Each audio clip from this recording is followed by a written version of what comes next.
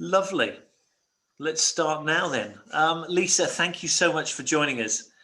Absolute pleasure to have you finally. Should we reference Euston? Oh. Did you say reference Euston? Euston Gate. That's what we. Euston Gate. So yeah. To explain to everybody who's watching, and this is being recorded, so it will be on our YouTube channel. Lisa was going to come to our book festival in November 2019. She got to Euston Station, and all the trains had stopped. Yes, Louise Candlish had fiendishly managed to sneak onto the last train out of Euston to anywhere useful just before me. If I'd got there 5 minutes earlier, I would have been in Tring with Louise on the stage. But as it was, I got there 5 minutes after her and ended up on that platform for an hour and a half as they constantly kept flashing trains up that looked like they'd get me to Tring. I think, okay, I'll wait another 15 minutes, and then they'd cancel it. And yeah, so eventually I just had to skulk home with my tail between my legs while Louise Candlish held the fort in Tring. Whilst in Tring, there was a spare chair on stage waiting. Empty chair. It was tragic. It's so nice to finally be healing that wound, I must say. Yes, thank you. Thank you for making the effort. And then can I introduce Neil, who's over to my left, who is going to interview Lisa. So without further ado, I will love you and leave you, and I'll see you at the end. So do have a lovely hour. Where's he going? There we go. Hello, Lisa. Lovely to meet you. Lovely to meet you as well. Very nice to meet you and your pineapple. My lovely silver pineapple. Yes. Like it. Obviously, we're here to talk about your book, Invisible Girl, and obviously all your other writing as well. So we're not just going to focus on that book, but yeah, there may be spoilers, but we'll see if we can hold back some spoilers if we can. Yes, we'll do our best. We want people to get into it because it is amazing, I have to say. But before we get into the proper nitty-gritty, I've done a little bit of research into you, and there is one point I need to bring up right at the beginning. On your profile page on your publishers, you say that you have the best dog in the world. Oh yeah. Oh, are you about to fight me? You really have the best dog in the world? This is Pencil. He's smiling. Okay. Yes. All right. Right now, that is the best dog in the world. So, do you have lots of pets? Like I see you had guinea pigs and. Oh, I had lots more pets this time last year. I've lost a few along the way.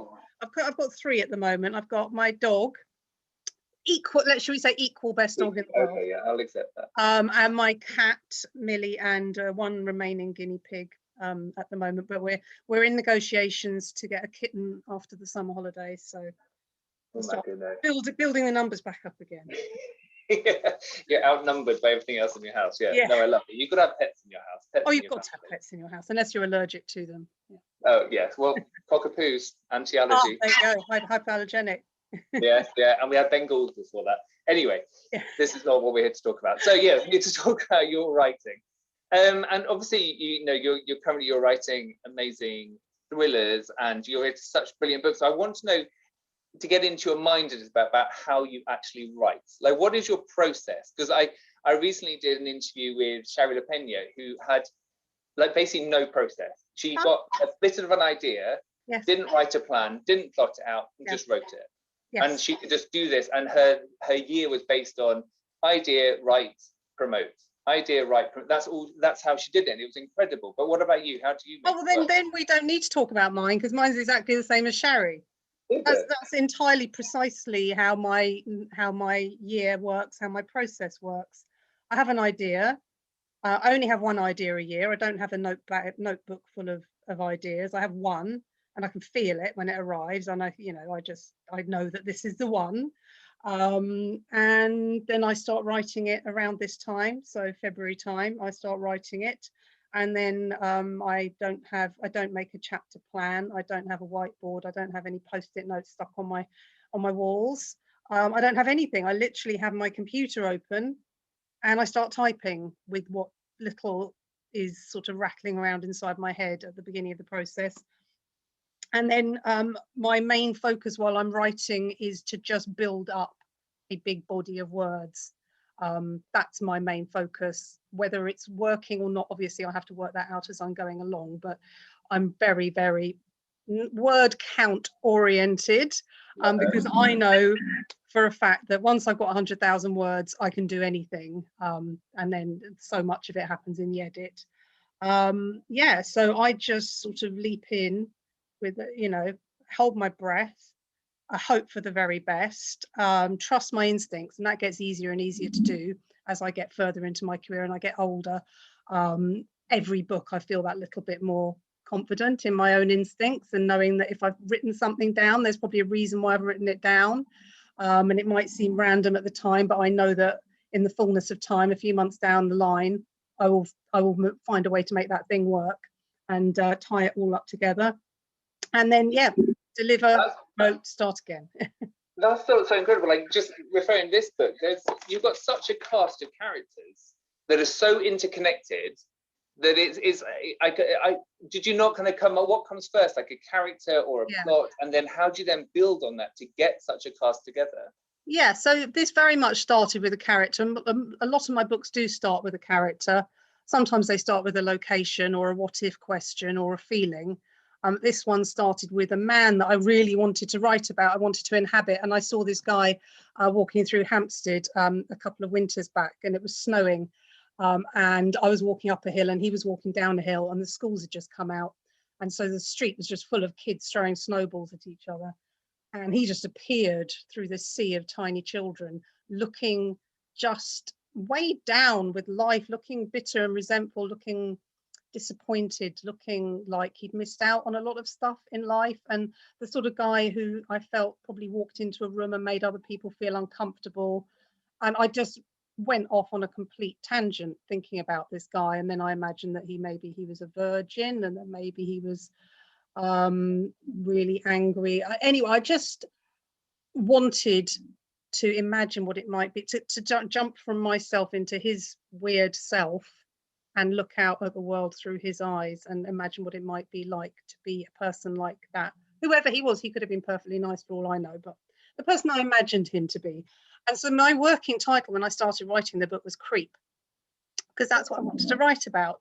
So I had him, and he's called Owen Pick, and he lives with his aunt, who lives in a huge apartment in Hampstead, but he lives in her tiny spare bedroom on a lumpy single bed in a miserable little bedroom in her flat. Like he's a prisoner. He's like a prisoner in her house. Because she keeps all the other doors of her apartment locked so he can't go into them because she doesn't like him. It's so sad, so sad. And yeah, so he's 33, and so he's Owen Pick. But I never write a book from just one perspective. I always like to see the story from multiple perspectives, and so the interesting thing for me to write about a character like Owen Pick was to see him from the point of view of someone who might perceive him to be creepy and weird. So what better person to see him than the person who lives in the house opposite? So we have another apartment opposite Owen's apartment, where a family called the Fours family live, and it's Kate, who's a physiotherapist, Rowan, her husband, who is a child psychologist, and her two teenagers. And so that's why I brought Kate in, because I wanted her to see Owen and think that Owen was threatening in some way, to see his weirdness. And the book begins with her daughter Georgia coming home from the tube station one night and calling her mum and saying, there's this weird guy following me. He's walking really close. I'm really scared. And it turns out it was Owen. So that's where that layer came in. And it was going to be, there were all these sex attacks going on in the area. So that was what it was going to be. It was going to be, here's a weird guy, here's a woman looking at the weird guy thinking you look like you could be capable of sex attacks, here's a load of sex attacks going on in the area, what's really going on? And then I made a reference in passing in an early chapter to one of Rowan's patients. So Rowan being a child psychologist, so this was a teenager he'd been treating for self-harming, a girl called Saffyre Maddox. And it wasn't supposed to be anything other than just a reference to one of his previous patients, but that just captured my imagination. I just thought, really, that bit didn't actually come into your plotting, that came to you, which then became like the crux of the story. That came to be absolutely. I mean, she's the invisible girl. Saffyre Maddox is the invisible girl, and I just wrote her name down. I just thought, oh, who is she? It's a good She name. sounds really interesting. And why is she self-harming? And what happened to her when she was a child? And what happened in her sessions with Rowan? And what sort of relationship did they have? And so I just suddenly found my head full of all these questions I wanted to answer about Saffyre. So I brought her in, and because she was a kind of a late arrival, I gave her first-person voice to talk to the reader in, so that she could talk to me as well. So that's kind of how the layers built up. So yeah, and that happened while I was writing, as opposed to before I sat down to write. How do you manage all those different stories in your head? Because obviously there's a lot going on. You've got, Rowan, you've got the teenagers, you've got this marriage that's like, it's not giving away because it's slightly rocky. That's quite early on we find out about that. There's so many different layers that I don't know whether you'll get confused. Are you quite good at like separating them all out, cleaning the story, and then bringing them back together again? Yeah, I mean, I always write, because I always use 2, 3, 4 characters to tell my story, and I always write them in turn. That's just how I do it. It's just a sort of habit, really. So character A, character B, character C, character A, character B, character C, and that's how I do it. And then quite often one of my characters will be inhabiting a different timeline. So I know when I go back to that character where they are in their timeline.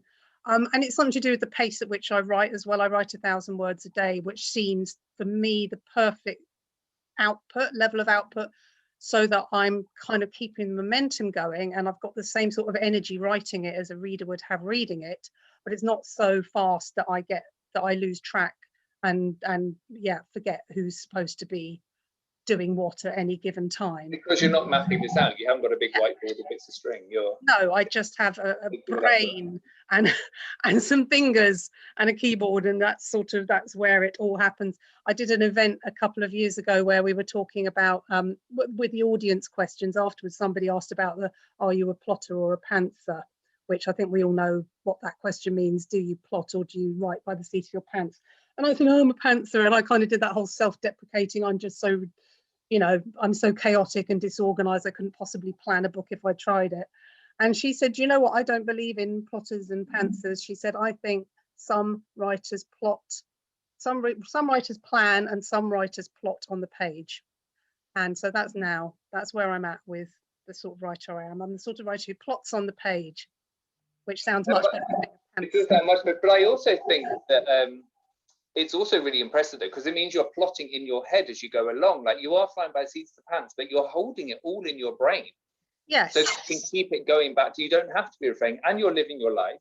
Yes. And you're doing everything else and go to Sainsbury's and whatever. Yeah.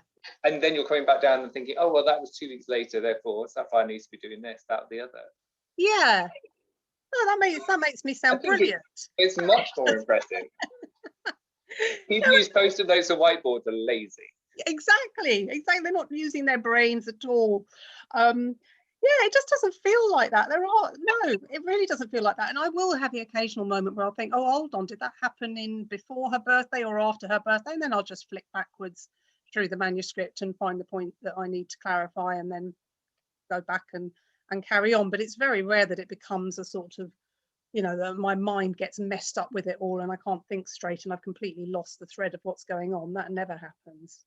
That's good. Do you rely heavily on your editor? Like you're saying, you plot for lots of words and then come back. What do you deliver your editor? Like a massive... I deliver her a massive, great, disgusting, filthy basket of dirty laundry, basically. And she wants it like that. My editor wants me to deliver it raw, because my editor, and I've had many, many editors over my career, and this is the only time I've had a relationship like this with an editor where she feels like an extension of my writing process.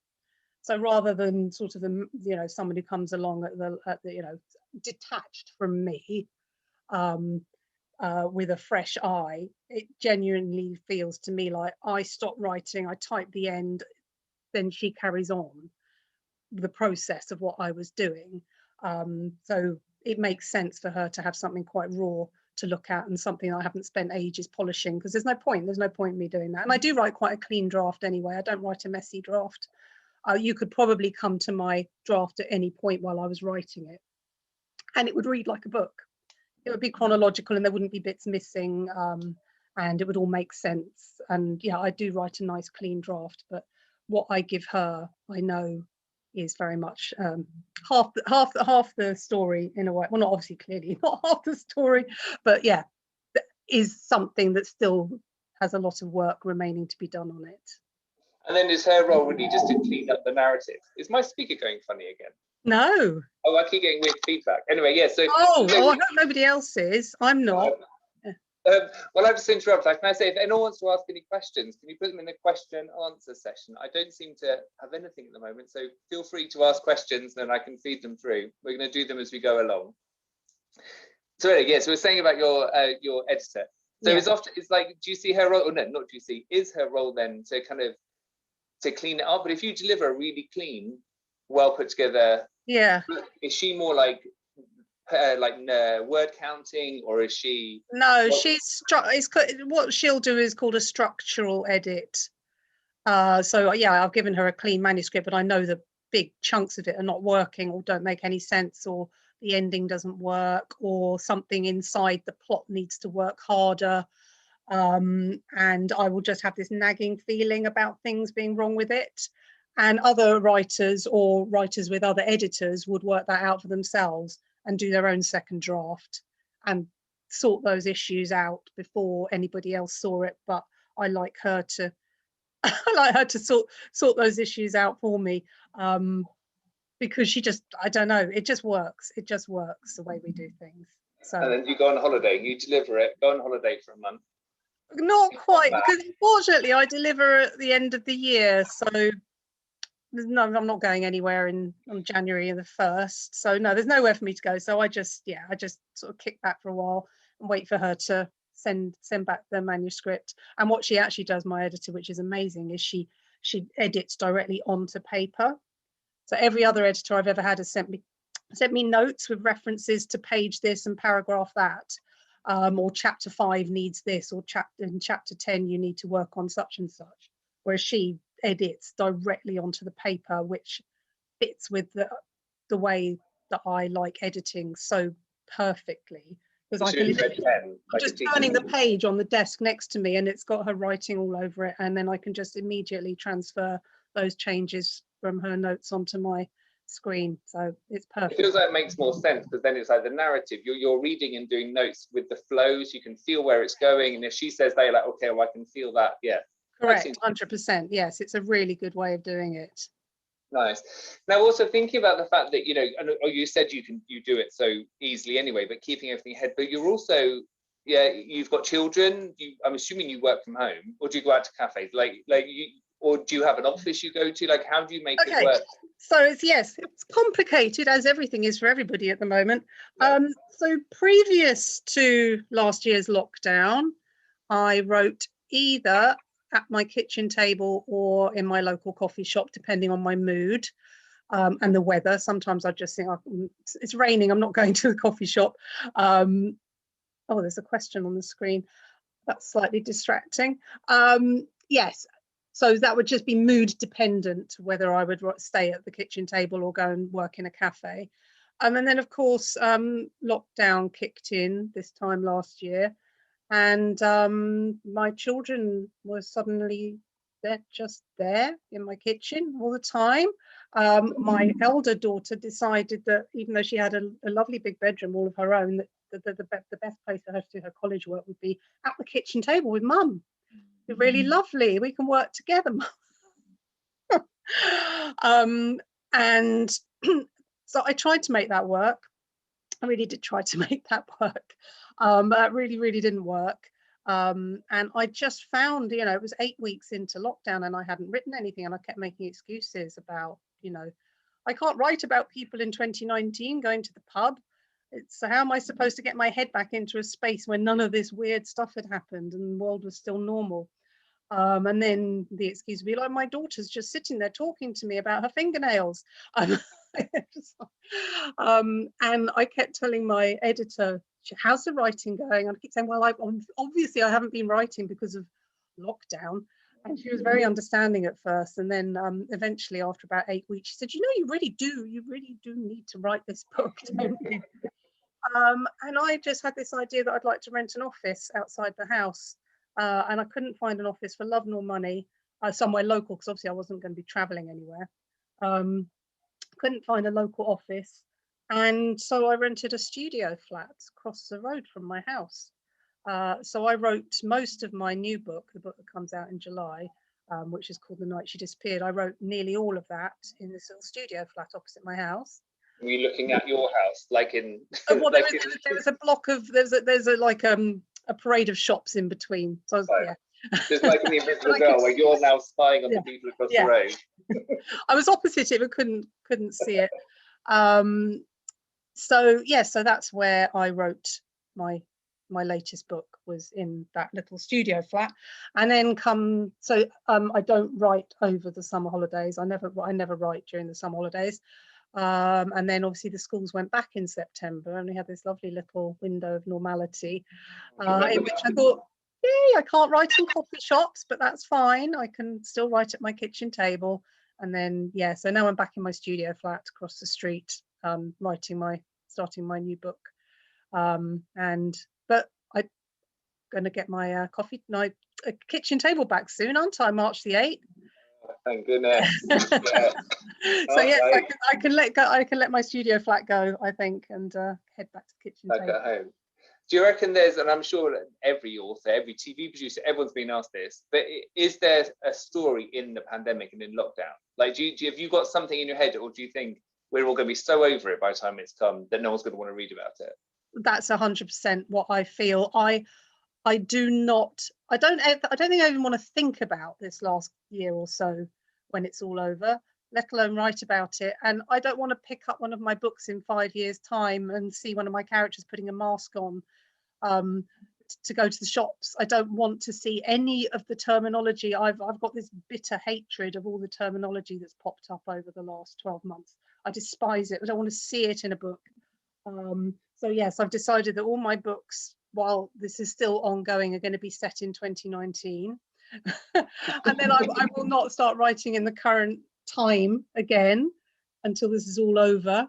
So say, yeah, maybe 2022 I might start setting books in the current time again. But well, because you want to make them timeless as well. There's got to be, like, even though, you know, Invisible Girl, you feel like it's very modern day, it's London, but it is kind of timeless enough.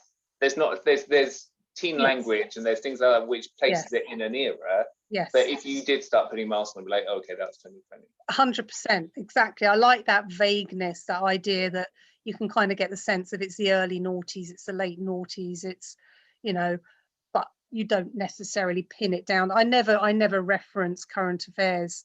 I think I've got one book where I suddenly realised I'd set it during the middle of the Olympics 2012. And it was the summer, and I didn't realise until I was doing my edit of, like, I've just set this whole book in the summer of 2012 and nobody mentions the Olympics. And it's in London. So I kind of had to retroactively go through it and just put in a few scenes of people watching the Olympics. A couple of flags.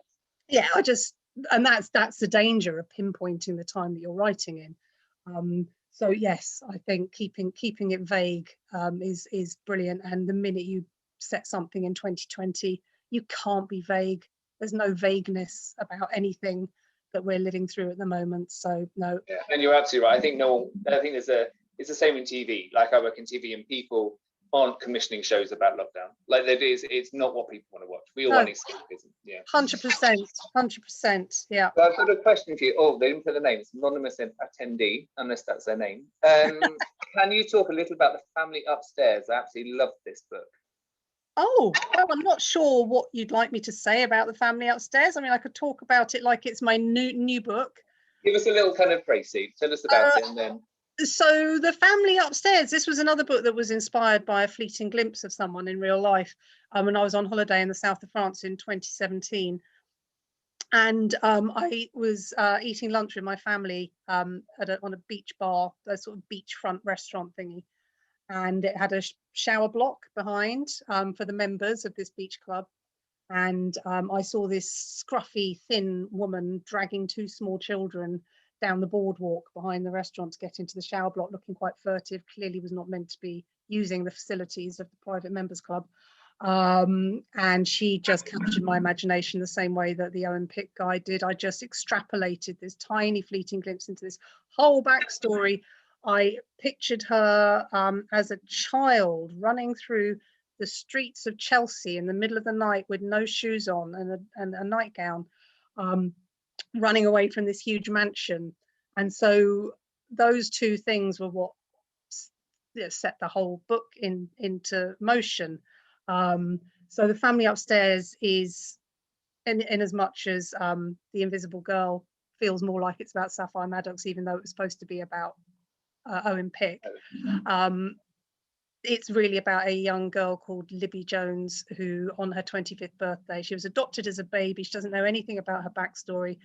All she knows is that there's something held in trust for her, which she'll find out about on her 25th birthday. And on her 25th birthday, which is when the story begins, she finds out that she's inherited this 7-bedroom mansion on Cheyne Walk in Chelsea overlooking the Thames. She goes to visit this mansion with a solicitor and finds out there's a really dark backstory, and that she was found there as a baby in a cot at the top of the house, well looked after, wearing a clean nappy, where downstairs there are 3 corpses decomposing in the kitchen wearing black robes. Yes, so it's told from her point of view as she tries to work out what's going on with this house and what her family history really was. It's also told from the point of view of my woman in Nice, who is called Lucy in the novel, who's a sort of mysterious character in the book. You don't know who she is or how she fits into the story. You just know that she suddenly, having spent all of her adult life in Nice, wants to come back to London very badly. And then there's a character called Henry, who is, we meet him as a child. He's 10 years old and he's living in this mansion in Cheyne Walk in the late 80s. And he tells the reader the story of what really happened in that house and how it ended up with a baby in the cot upstairs and 3 dead bodies in the kitchen. So that's the family upstairs. Yeah. Amazing. I love your imagination. You do that thing. I think this is where it's like, people say, oh, I could paint a picture like that, but it's things the artist did it. What you're doing is people sit down and have a meal and like make up, I do this, where you make up stories about the people next to you, but then you stop, you do it, and then you change the subject. You're so brilliant that you see it, make up a story, and then it's like whoosh, this story, then backstory, and then another narrative. Yes, it's all built up in layers. That's the thing. It's all layers upon layers upon layers, and most of those layers appear as I'm writing. I have my sort of pegs to sort of, you know, stake in the ground, just like, right, I know I want to write about this, I know I want to write about that, I want this person, I want that house, I want this period of time, and then everything else just sort of appears sort of as I'm writing. Yeah, no, I love it. Oh, I just realized I've just found another thing that's just popped up. I had the wrong one. I've now got a chat thing up, so yeah, there's another. It's all happening. Oh, do you know what? I'm really sorry. Yeah, there's someone's already. Margaret Baxter. Sorry, she was asking about the editor for Invisible Girl, but that is good. Oh no, that was the only one of it. Sorry, I thought there were 3 questions, but there weren't. That's the only one. So there we go. Yeah, people can use the Q&A. That'd be really good. Okie, so with your writing, obviously you started off with like quite a funny book and kind of lifting like that, and you slowly or quickly entered into kind of the dark side. Yeah. Like what is your favorite kind of way of writing? What's your favorite genre, and how would you actually describe the genre that you write for? All right, in. Is that the best dog in the world? The genre, my favorite genre is in fact the genre in which I write, which is, I don't know, there's so many different little titles for it. There's domestic noir, there's domestic thriller, there's psychological thrillers, and I think mine is there's suspense as well. In fact, suspense is more of a genre in America, but I actually quite like that. We don't use it very much over here as a genre title. And the domestic, just because it's family. Yeah, because it's set in the home, really, and I do absolutely love writing about houses. That's a theme that goes through all of my books. I'm obsessed. I'm just obsessed with houses. I'm totally obsessed with houses. I'll watch any show about makeovers or interiors or grand designs. I'll pick up any interiors magazine, or when I'm walking the dog at night, all I do is look in people's windows. I missed that about London. I lived in London for like 15 years, and I've moved out here about 10 years ago. And I do miss that about London. You're closer to places, so you can nose if you go down the roads. Yes, exactly. And that's something I was thinking about the Invisible Girl, was that I couldn't see it being set anywhere other than London, really, or a big city, like a big city. Obviously, there are other big cities, but you need to have that closeness, and yet also the anonymity. of a city. Exactly. I think the anonymity is massively important, and I think I nearly always use London as a setting for stories that require that sort of anonymity. And then I can go to other places when that's not so, when in fact that close-knit community is much going to be more important to the plot, that people are much more involved in each other's lives. So it's yeah, definitely the anonymity is massively important. But yeah, but while you're peering into people's windows and sort of watching them do the washing up and what have you, it's that sort of weird sort of contrast between being so physically close to people but so kind of separate. Yes. Anyway, sorry, I took us off. So you're talking about John. So what would you consider yourself? Domestic thriller? Oh God, I don't know. And then the thing is that, you know, there's obviously there's different shades of it in so The Family Upstairs that I was just talking about is a completely different book to Invisible Girl, and would probably veer over into a different genre slightly if we're going to sort of subdivide big genres into smaller genres. I don't know.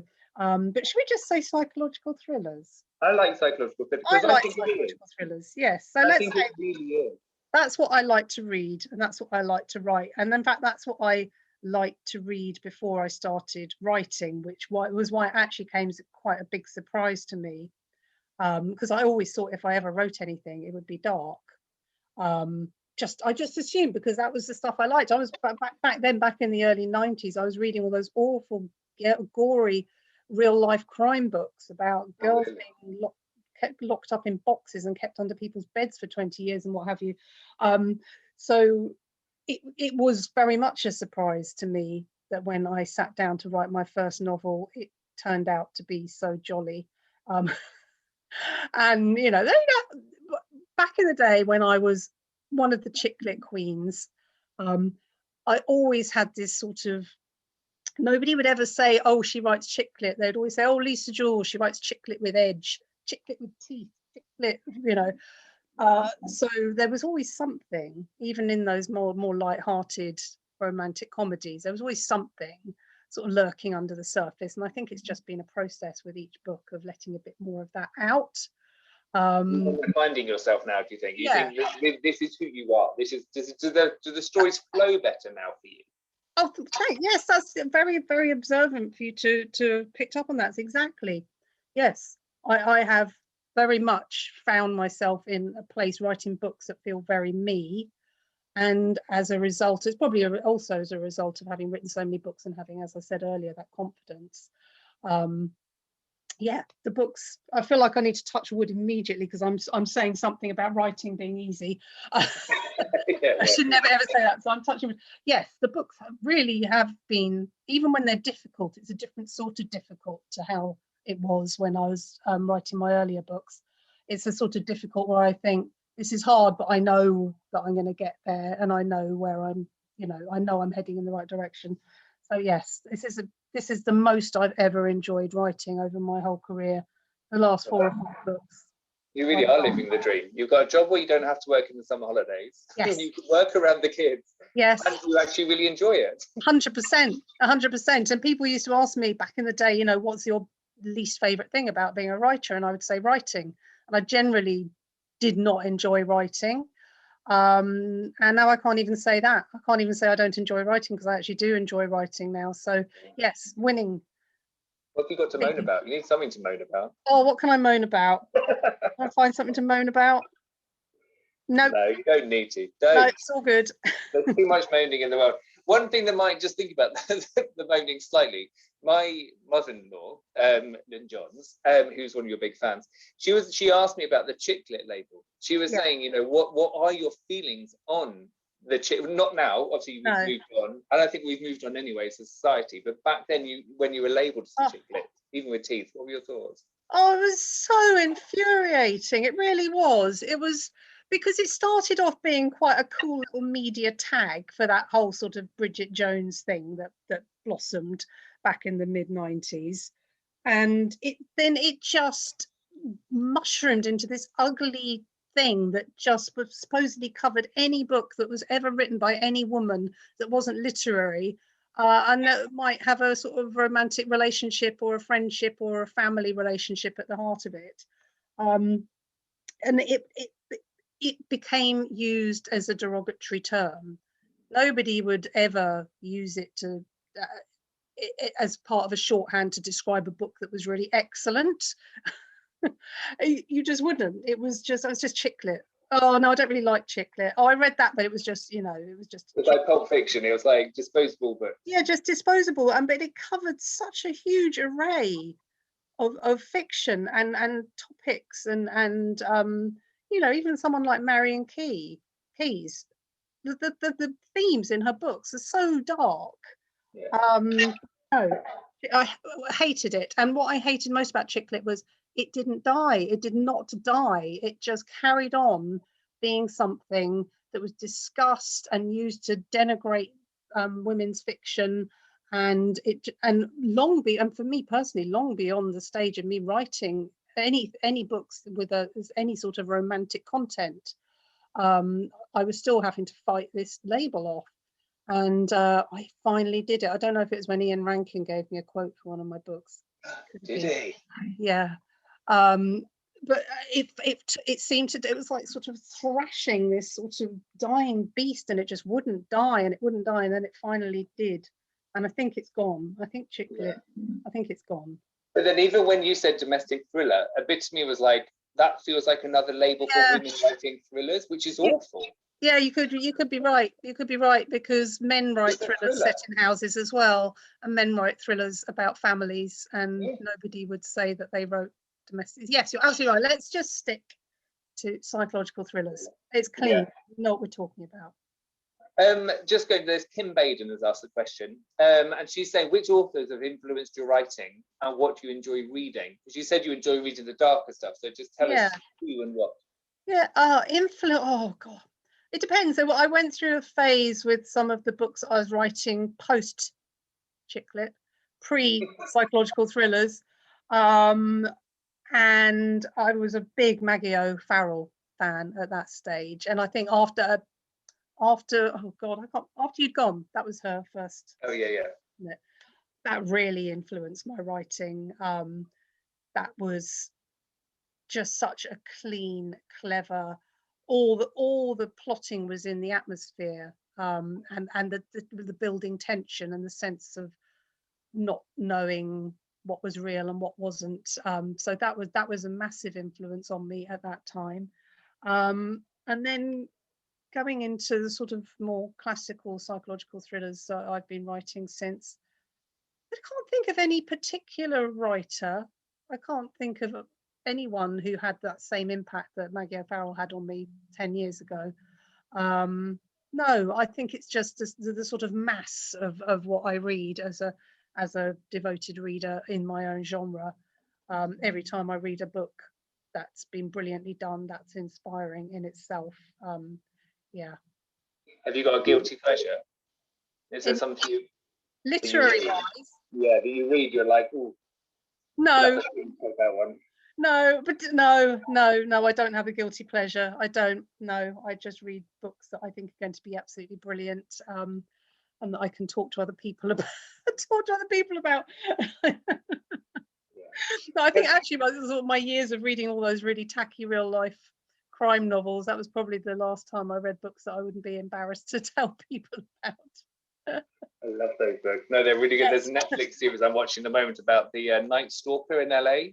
Have you seen it on Netflix? It's called Night Stalker, and it's amazing. Is it really good? Because I've tried watching lots of those real life crime things that are streaming at the moment, and none of them seem to quite hit the spot. This one's getting me. It's quite long, but it's a good, I'm quite into it. It's really atmospheric. Good. I do quite like it. Now, thinking about the dark stuff, you were saying you've got a quote from Rankin for one of your books. Do you think you've got like a Reba style character in you, like a repeating person? Is that not? Having said that, no, I don't think I have. Well, I never used police or detectives. Well, I do, but they're always subsidiary. They're always like in the background because I don't understand how they work and I can't be bothered to research it.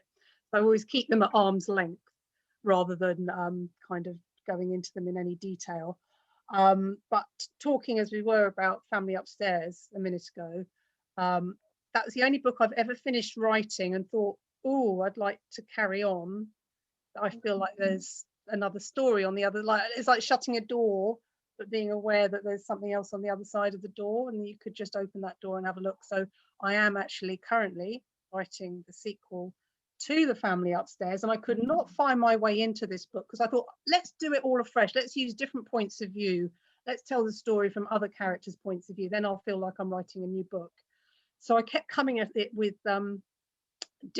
with fresh perspectives, and writing a chapter here and a chapter there, and just thinking, I'm not feeling this. I'm not feeling this. And then I thought, just write Henry. And Henry's my little first person narrator, the boy who lived in the house. And the minute I started writing him, I was just back there. I was back there in him, and yeah, back in the story and knowing what I was going to do. So it's the first time I've had that feeling of having created a character to fit into a story, and then finding that that character had a place in another book, that I had enough affinity, and that character had enough still to offer. Because I normally really like the sense of finishing a book and knowing that it's finished and knowing that that's it. It doesn't go beyond that last page. I was thinking that's about Invisible Girl, about who you could revisit, and actually you couldn't. Like, I can think about Owen, is there, do I need to know his backstory? But I know enough of his backstory, and and the next, oh, you don't want to give it away. Yeah.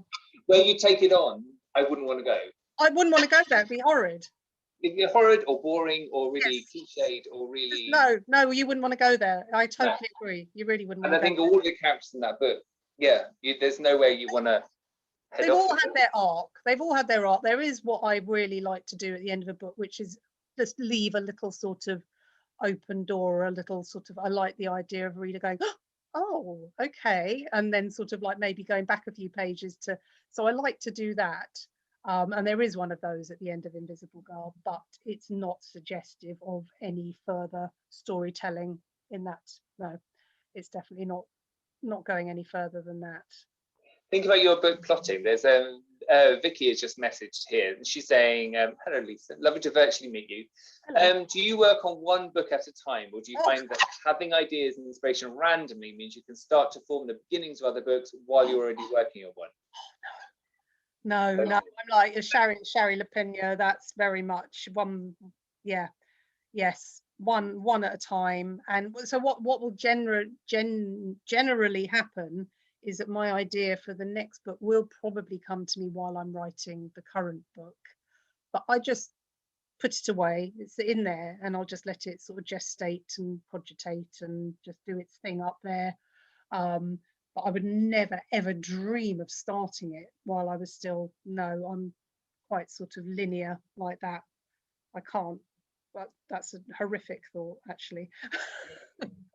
I think that the more I do these interviews, I realise that writing books is different from like the stereotype of an author, where you spend 5 years creating your piece and then you bring it in like bound to the editor, who then takes another year to edit and send it off to you. Actually, that's not how the business works, is it? No. Like, are you on a book a year deal? Yes. And so you have to stick to that. And that is because it makes the business work. Yeah. It's not because my editor is just desperate to read my book every year.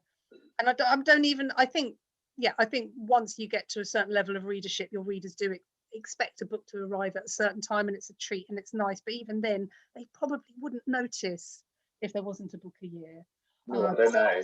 Well, they might. My husband's really into Sophie Kinsella, and when it comes near the date for that, all right. Suddenly there's like posts and there's lots of hints dropped, and if you heard that this, so yeah, I think. And you've got such a fan base as well.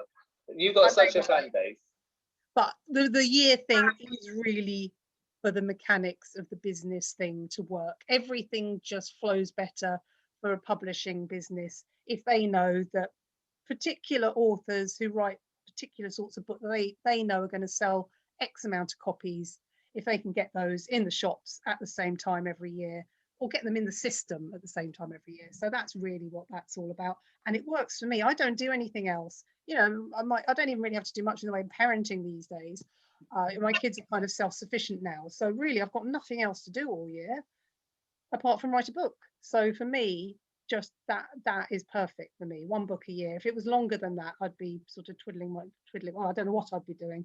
I have no idea what I'd be doing. So it works for me.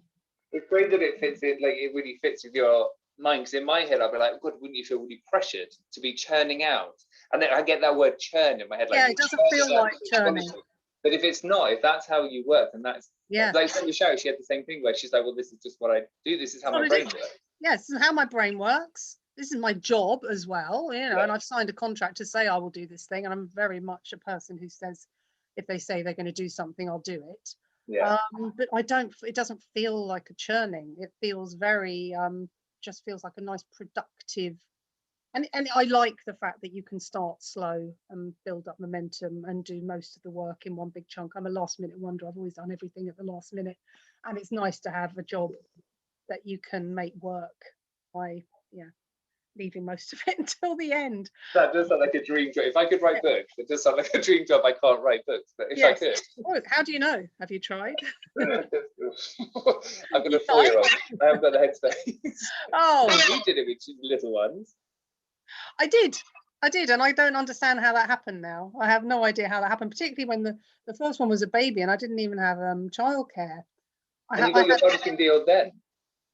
I started writing before I had any children. And then you, okay. Yes, so I wrote my first 5 books in that sort of 9 to 5 kind of thinking that's what writers did, that they sat at a desk for 8 hours a day. And then I had a baby and I managed to write a book in an hour a day. But that's being a parent. You manage time much better. Yeah, you just do, and you kind of do what you have to do. And but then having come full circle, I'm now back at the place where I could write, conceivably I could write from 9 till 5 if I wanted. I choose not to because I don't need to. That's not a good use of my time, sitting at my computer being unproductive, fiddling around on the internet when I'm thinking that I should be writing. So I break my day up now into chunks.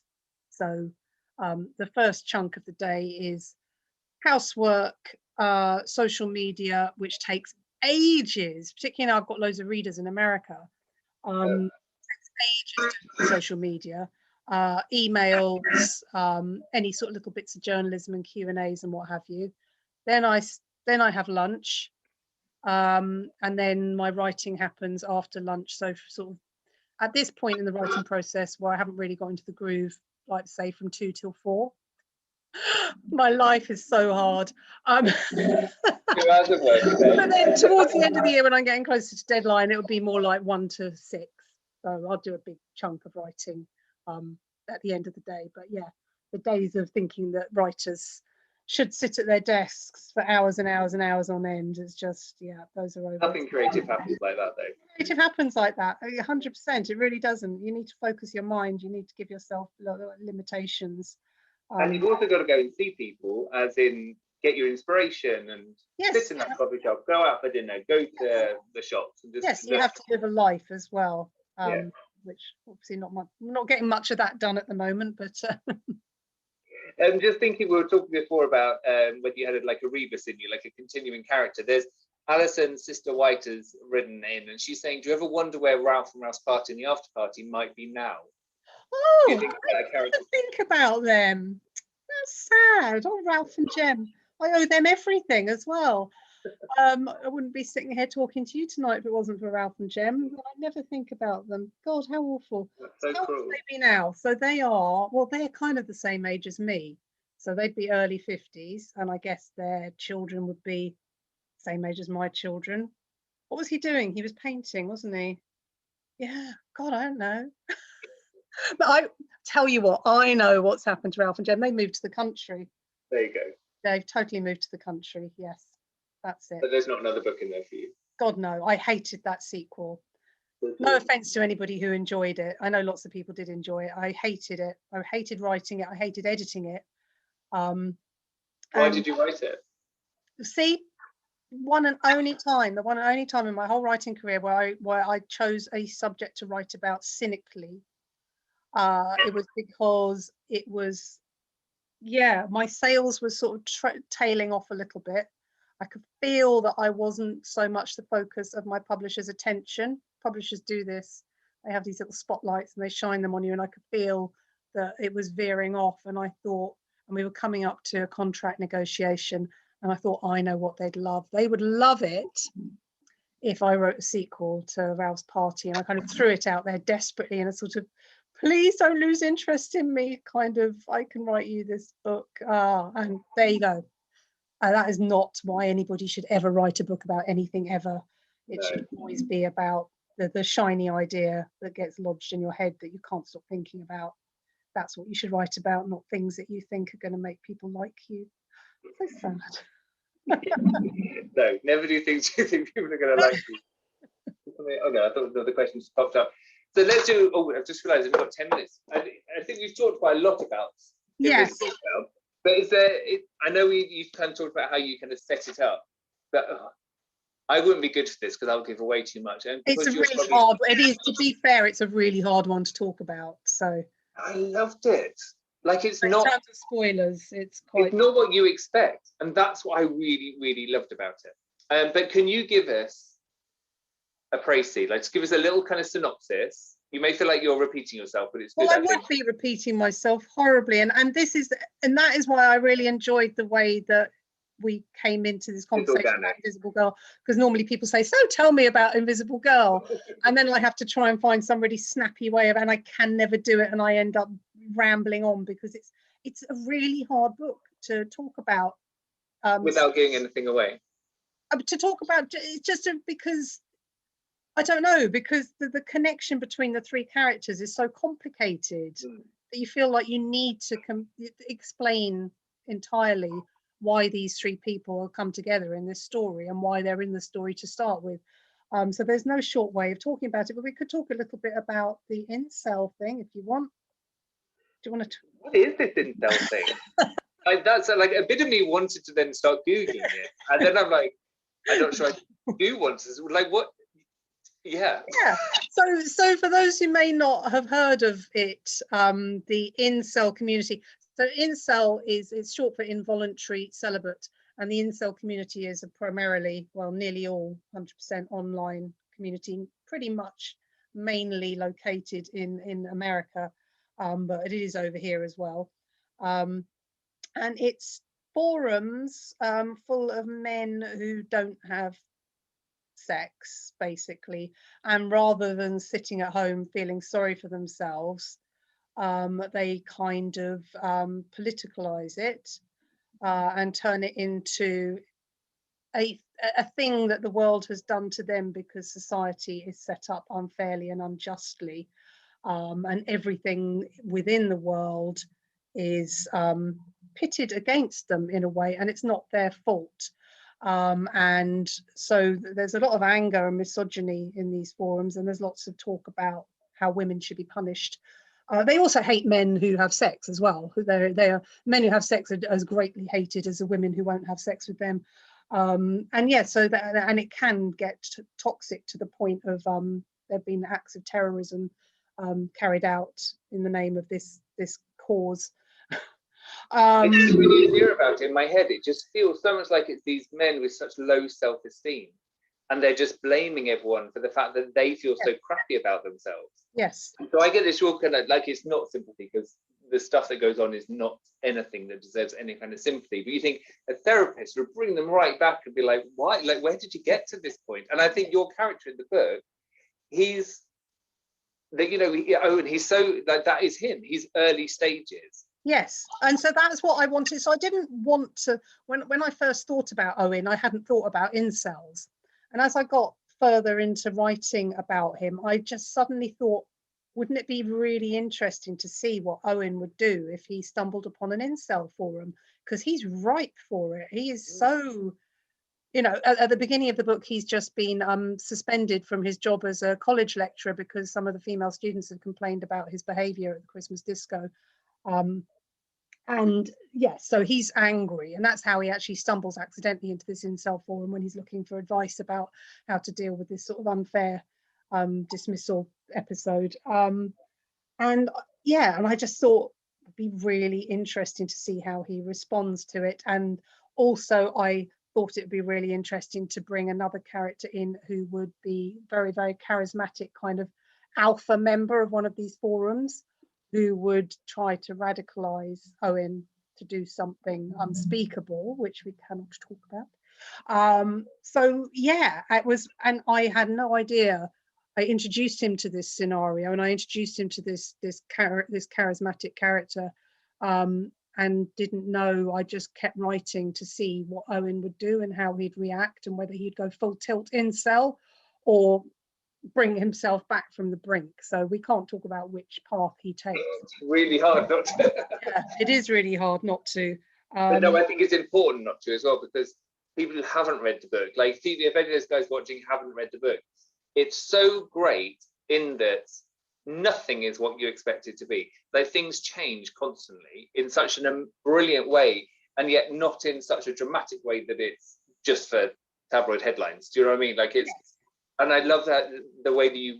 Oh God, I've got to stop speaking, otherwise I'm going to. I know exactly. You'll just go there. You'll go there, and then that'll be it. But it is that kind of the cast of characters like an Agatha Christie. I really think I keep going back to this Agatha Christie thing, which I know is a thriller basic, but it's the fact that anyone could have done it. That 100% correct. And my last big, I was a big reader as a child. I was a bookworm.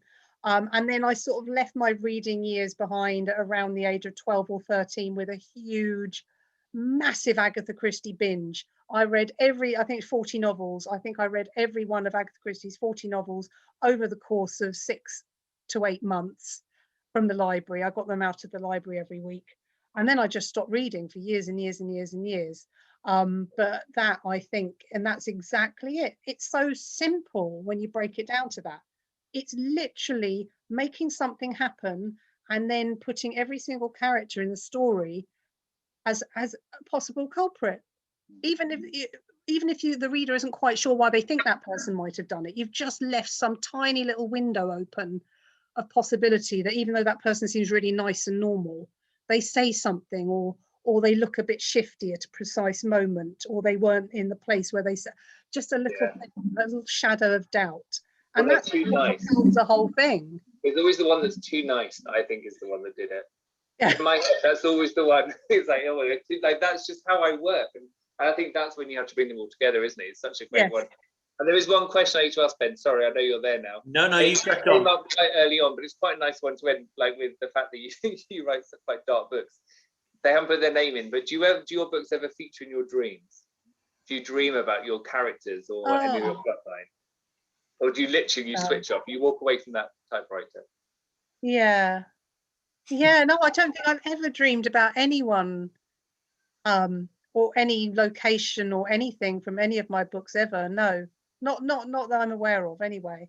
They don't have the I really characters. want to. Now I want to have a dream about one of my own books. Be nice. I think most writers I know have had the dream where you have written the best book in the world, or you've had the best idea for the best book in the world, and then you wake up and you can't remember anything about it. But do you feel? I mean, looking at your career as a writer and the stage you're at now, does the pressure change? I mean, obviously, becoming a writer in the first place, that feels like a bleak experience, I suspect. But the place you're at now is, you're #1 bestseller. You're hitting the stratosphere here. Yes, and the pressure I would describe as I'm in a good place, and like I was saying to Neil, I'm feeling very confident and I'm enjoying the writing process, and it all feels very natural. So my biggest fear is just getting it wrong somehow, of just setting off doing what I always do every single time I sit down to write a book, trusting my instincts, setting off with so little to work with, and having faith that will somehow all grow enough layers and depth and plot to become a readable book, and then just somehow getting it wrong, doing one thing that's my big fear, because there's so much riding on me now. There's marketing budgets and publishing schedules and big reader, Instagram followers and people who just now have come to depend on me to write a good book every time. And so that's a terrible fear, that I will accidentally write a bad book. I don't think you did you ask Danielle Brame's question about do you have a favourite of all the books you've written? Yeah, because I've written across a few sort of genre styles. it's hard to pinpoint one. So I'd say my favourite chick lit novel is Vincent Joy. I love Vincent Joy. My favourite of my sort of like family dramas was The House We Grew Up In, about the woman with obsessive compulsive hoarding disorder. And then I kind of really like all my psychological thrillers, really. Yeah, I think, yeah, Family Upstairs and Then She Was Gone probably spring out as two of my favourites. So yeah. Brilliant. Brilliant. We've clicked over to 8 o'clock. There is a lovely comment which has been repeated twice, so clearly anonymous attendee wants us to repeat it.